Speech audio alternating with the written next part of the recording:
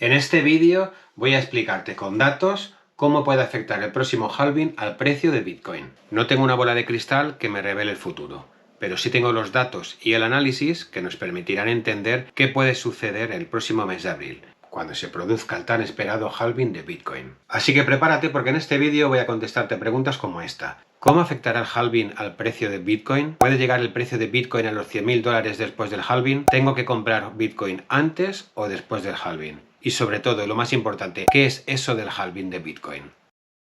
Para entender qué puede suceder con el valor de Bitcoin después de este cuarto halving, lo interesante será ver qué ha sucedido con el valor del Bitcoin después de cada uno de los 3 halving que se han producido. Para estudiar qué ha sucedido con el valor de Bitcoin después de cada halving, lo que he hecho ha sido crear una gráfica, pero una gráfica con valores reales. ¿De dónde he obtenido estos valores? Bueno, pues de esta página web, investing.com. No son datos inventados por mí, son datos reales, datos del histórico de Bitcoin. Así que vamos a empezar. Mirad, el primer halving se produjo un 28 de noviembre de 2012. En aquella fecha el valor de Bitcoin era $12,40. Un mes después de ese halving, Bitcoin subía a 13,40, es decir, se produjo una subida del 8% del valor de Bitcoin. Pero como ya sabéis, los que invertís en criptomonedas, lo interesante no es el corto plazo, es el medio y el largo plazo.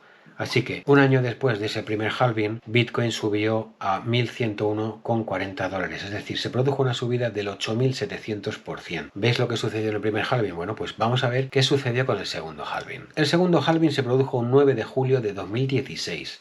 Por aquel entonces, Bitcoin costaba $651,80. Un mes después del halving, Bitcoin bajó un 10% y llegó a valer 585. Pero como ya hemos dicho antes, lo interesante siempre a inversores como tú y como yo, que somos pequeños inversores, es el medio y el largo plazo.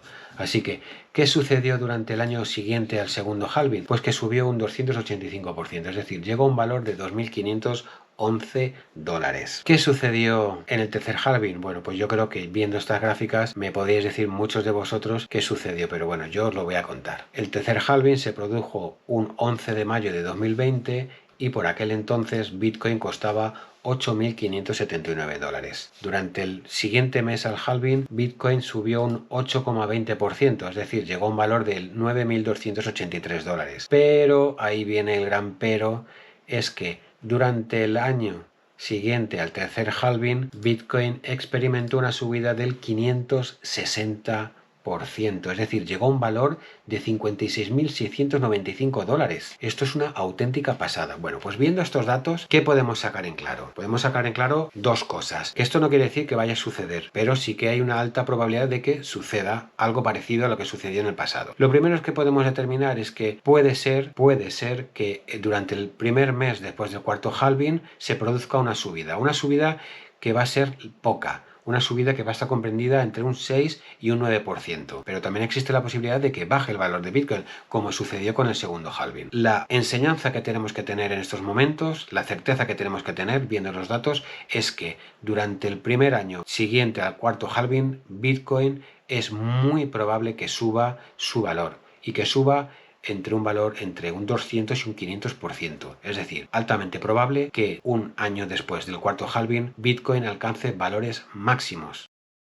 ¿Puede llegar el precio de Bitcoin a los $100.000 después del halving? Si la pregunta la hacemos así de sopetón, no tendríamos información suficiente como para decir sí o no. Analizando los datos de los 3 últimos halving, podemos decir con una probabilidad alta de no fallar que sí, que efectivamente Bitcoin va a llegar a los $100.000. Os cuento una cosa, durante el primer año después de los halving, el crecimiento mínimo que ha tenido Bitcoin ha sido un 200% y el máximo un 8.000. Esto quiere decir que, teniendo en cuenta que ahora mismo el valor es a $65.000, aplicándole un 200%, creo que nos sale a $195.000 el valor de un Bitcoin. Si le aplicamos un 8.000 y pico, nos sale 5 millones y pico. Es decir, teniendo en cuenta los datos de los anteriores halving, es muy probable que Bitcoin llegue a ese valor, a los $100.000.